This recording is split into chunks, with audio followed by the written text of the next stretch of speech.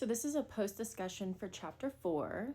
I already read it with you. And now I want to slow down and unpack it because there's a lot happening, even if it's not obvious. Basically, this is an open conversation between you and me. This chapter is where things start to fracture for Gabrielle. Up until this point, we've seen hints. There's moments like this chapter where things start to feel off. But here it's no longer undeniable. These episodes that she's having aren't random.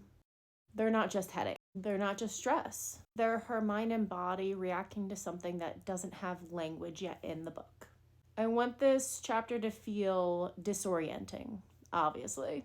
It's just wrong enough that you start to question what is actually happening here. Because timing matters. And chapter 4 is where the book is starting to answer some questions without actually answering them. So here's what I really want to know from you. Why do you think she's actually having these episodes? What do you think is triggering them? And by the end of chapter 4, be honest, do you think there's a clearer image or is it still disorienting? I read every comment, so please comment, question down below. I don't correct any theories, but I do like watching them evolve. One thing I'll say without spoiling anything is that chapter 4 is a hinge moment. Once you pass it, the story can't go back to being simple. We're not just in a vampire university having fun. Everything after this is affected by what's introduced here, even if you don't consciously clock it. If this chapter made you uneasy, confused, or suspicious, good. It means it's doing its job. Now I want to talk about something a little bit more personal. I've decided to take a step back from Read With Me, the author's cut, at least for now. And I really want to be transparent why.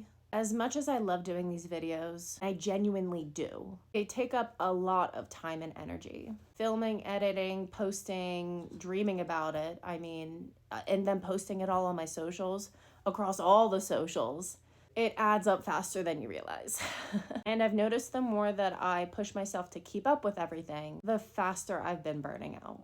And I'm becoming a lot less focused on what actually matters right now, which is writing book 2. My main focus on going into 2026 is writing the second book, making it the strongest, the darkest, the most intentional continuation of the storyline, of Gabrielle's storyline.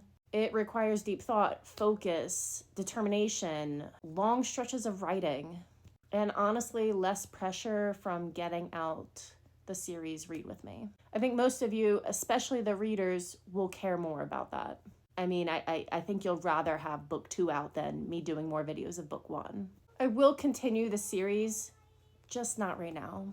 I don't have a date, I don't have a schedule, and I don't want to promise anything. When I come back to them, I want them to be thoughtful, intentional, and not rushed. So for now, I'm choosing to refocus all of my attention on book 2. Thank you for being here, for reading with me, for thinking deeply about the book, and for caring enough to ask questions. Drop your thoughts about chapter 4 down in the comments. I really want to hear your theories. And I'll see you soon. Just a little quieter, a little deeper, and very much inside book